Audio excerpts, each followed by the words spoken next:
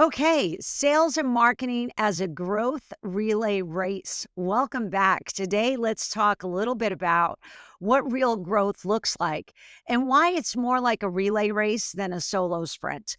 Rob, in the years that we have been doing this, more years than we care to admit, let's talk a little bit about why we feel that this is more of a relay race than anything else. Yeah, so I mean, sales, if you're in sales, you are busy with a target in front of you, that a quarterly, half yearly, yearly target. That's your focus. And that's going to take up all of your time, all of your energy. And then you've got sort of marketing, who may have a kind of a longer term view, more strategic view of where the market's heading. Um, and those two things, those two heartbeats of an organization, are super important. But unless they connect together, unless they can pass a baton from one to another, you're going to be missing a bunch of opportunities.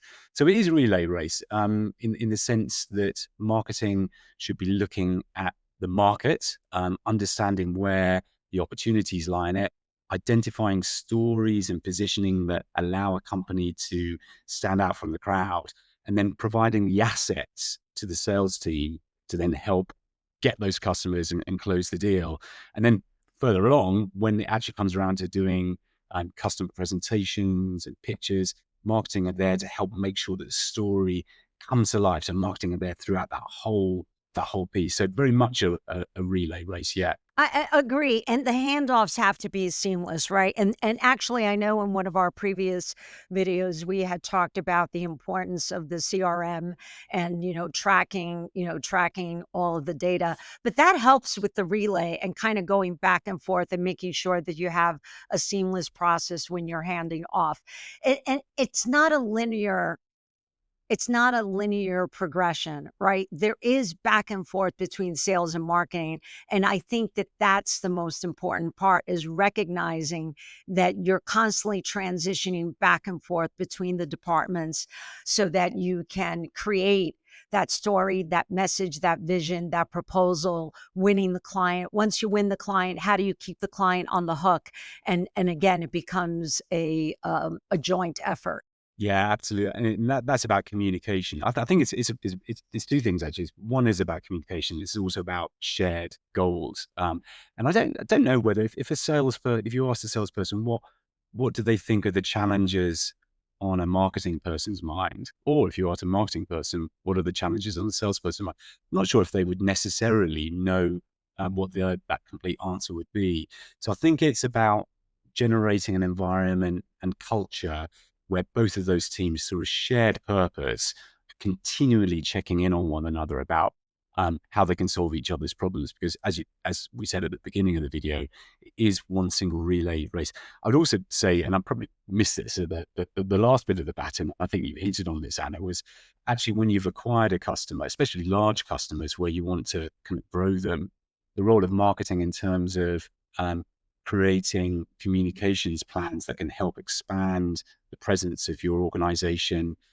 within your customer is also really key. So the baton sort of comes back again, even when business has won. So that baton has got loads of hands over it, and it's been passed many, many times. And perhaps the more times it's passed, the more success you get. Exactly. And I think, one of the things that I know you and I have talked about is there's nothing more frustrating when marketing has worked so hard on all this collateral, beautiful collateral that is, and you have libraries of all this information and also all the building blocks to be able to build a proposal. And then you find out from a sales team, comes to you and says, can you make this pretty?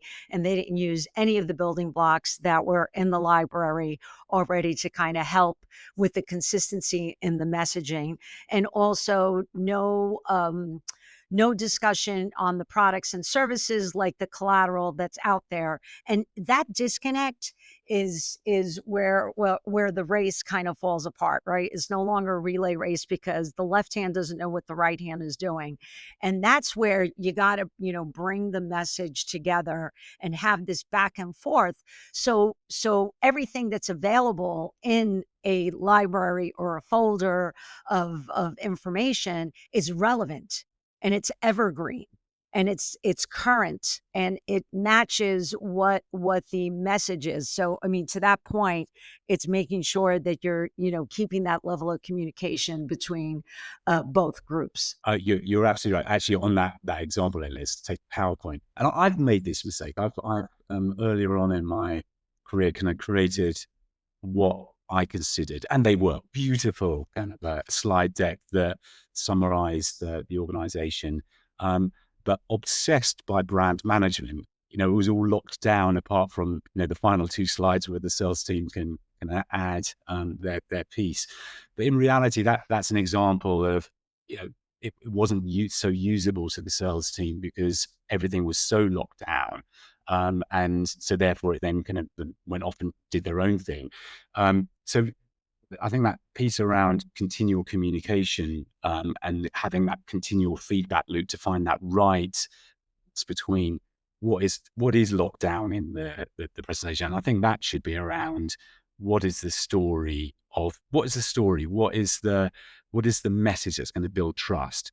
And then you get sort of further on in the presentation around, what that particularly means for that particular client. And then it becomes kind of more editable. But I think getting that right bite point between what you can or can't edit, and what is kind of the crown jewels of the brand, and what are the things that need to be specific to the client is really key. And communication makes that happen. Absolutely. I mean, basically, we're saying, growth is a team sport, and clean handoffs win the championship, right? So stay focused, keeping your eye on the ball, to get that closure.